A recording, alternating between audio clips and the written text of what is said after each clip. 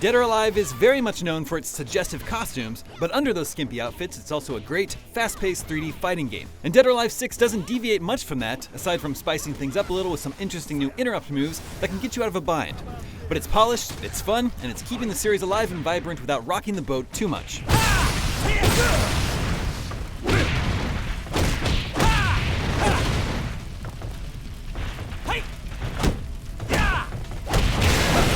The definitive rock-paper-scissors style triangle parry system, where strikes beat throws, throws beat holds, and holds beat strikes, remains in play in Dead or Alive 6. But despite its defensively minded foundation that allows you to sidestep as well as duck and block, DOA 6 feels very aggressive. Short combos and environmental hazards offer plenty of chances to juggle opponents and do a tremendous amount of damage. It's fun if you're doing the clobbering, but it can also lead to fights that feel even more one-sided than most fighting games.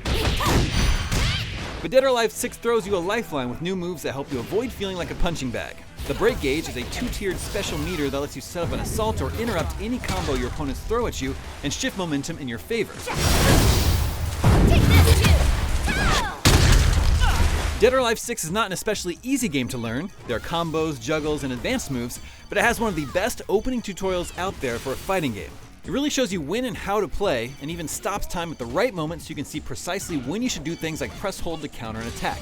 In addition to many training modes, the DOA Quest mode issues single-player challenges that push you to practice advanced moves to earn in-game currency and unlock extra costumes. It's a great tool to prep you for online play because it clearly tells you exactly how to succeed if you fail. Story mode is a little rougher.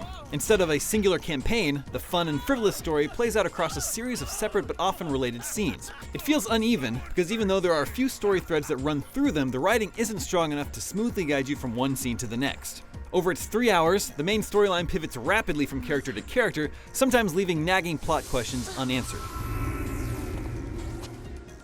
Believe I shall take out the garbage. The Dead or Alive series' traditional flagrant and jiggling sexuality is still very much on display in DOA 6. Though not every woman has a gigantic bust line and many have default costumes that show less than maximum cleavage, they're still clearly designed to titillate.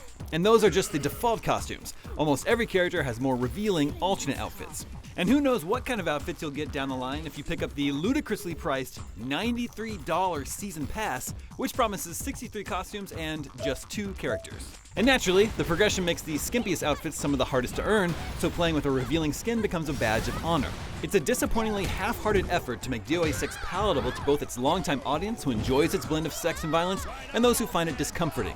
DOA 6's online features are pretty much the bare minimum, and at launch it does not yet include the promised lobby mode for unranked play. So right now, all you can do is play ranked 1v1, which seems light even for a no-frills online setup.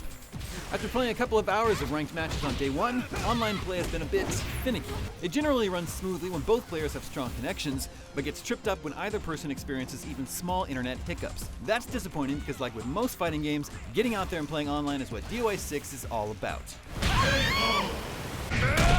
You're gone! Dead or Alive 6 makes a strong case for the franchise's fundamental combat by making it easier to understand what sets it apart beyond its infamous jiggle physics. The story campaign is disjointed, but it and the other training modes serve as effective instruction for getting new players up to speed for online combat quickly, and the new break hold and break blow moves give you a way out even when you seem locked into an endless juggle of doom. It really needs to work on its online multiplayer options though, since they're currently skimpier than La Mariposa's outfit. For more about Dead or Alive 6, check out our gameplay videos, including a rundown of Hayabusa's combos and challenge mode. Plus, you can check gameplay and reviews of other fighters like Tekken 7 and Dragon Ball FighterZ. And for everything else, stick with us here at IGN.